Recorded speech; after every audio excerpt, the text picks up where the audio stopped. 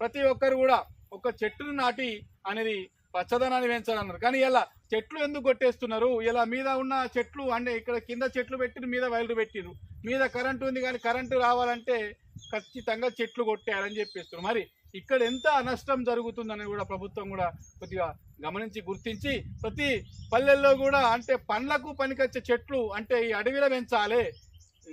మన గ్రామాలలో చెట్లు కాదండి పెంచడము, అడవిలో అభద్రంగా ఉండాలి, అడవిలో చెట్లు పెంచాలి, అడవిలో పండ్లు పొలాలు కూడా దొరకాలి. ఎందుకంటే జీవులు అంటే ఇలా కోతులు ఊర్ల మీద పడి ఇళ్ళలో పడి ఇలా ఎంత భయభ్రాంతులకు గురి చేస్తుంది. మరి అటువంటి కోతులు అడవి బాట విడిసి ఊర్ల బాట పడుతున్నాయి అంటే ఏ విధంగా అంటే అడవిలో పూర్తిగా చెట్లు కొట్టేస్తున్నారు.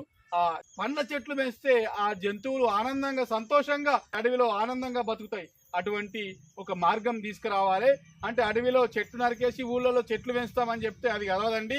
చెట్లు పెంచేది ఎక్కడ? అడవిలో చెట్లు పెంచాలి. ఎందుకంటే ఇక్కడ ఊళ్ళో పెంచితే కరెంటు షాకు విద్యుత్ చెట్లను కొట్టేస్తుండ్రు, మళ్ళీ చెట్లను పెడుతుండ్రు, చుట్టూ జాలి కడుతుండ్రు. ఆ జాలికి ఎంత ఖర్చు, చెట్టుకి ఎంత ఖర్చు, కూలికి ఎంత ఖర్చు?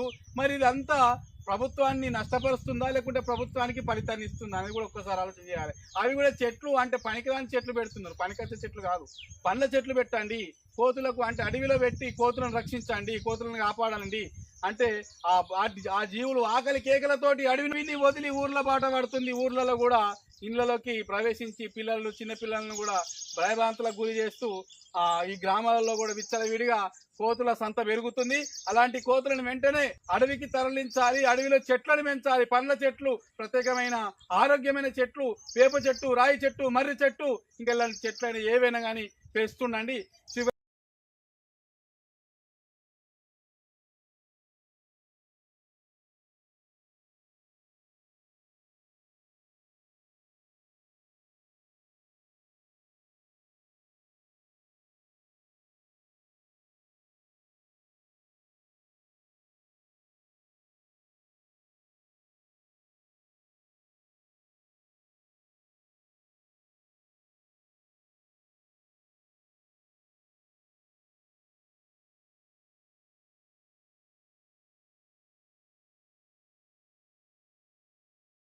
అందుకే ప్రజల్లోకి వస్తుంది. ప్రజల్లోకి వచ్చి నీరు గురించి, ఆకలి గురించి అలమటిస్తూ ప్రజల మధ్య తిరుగుతుంది.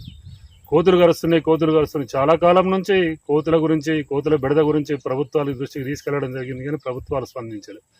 ఈరోజు ఆ కోతులు నివారించమని ఎంతోమంది ఎన్నో గ్రామాలలో మొత్తుకుంటుండ్రు. వ్యవసాయదారులు కావచ్చు, గ్రామాల ప్రజలు కావచ్చు. కోతులు కరిచిన మంది చాలామంది బాధితులు ఉన్నారు.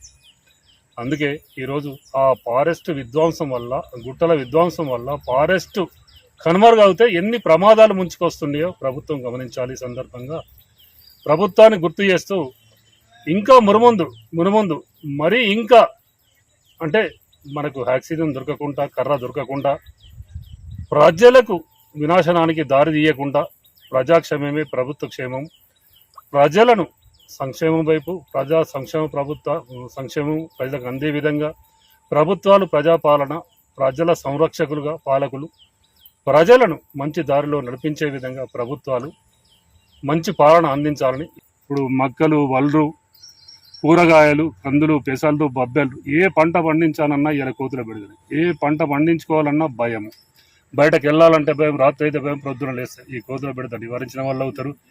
కర్రను అంటే ఫారెస్ట్ని రక్షించిన వాళ్ళు అవుతారు. గుట్టలు రక్షించిన, అడవిలో పండ్ల చెట్లను కాపాడిన వాళ్ళు అవుతారు. ఆ పండ్లు తిని బ్రతికే ఈ కోతులు వాటికి ఆహారం అందించిన వాళ్ళు అవుతారు, వాళ్ళని రక్షించిన వాళ్ళు అవుతారు, వాళ్ళని కాపాడిన వాళ్ళు అవుతారు. అందుకే ప్రభుత్వాన్ని కోరుతున్నది ఏంటంటే ఈ సందర్భంగా ఆ ఫారెస్ట్ను, ఈ మైనింగ్ను, ఈ అడవి సంపదను కాపాడాలని అధికారులకు నేను ఈ సందర్భంగా కోరుతూ జై పులే, జై తెలంగాణ.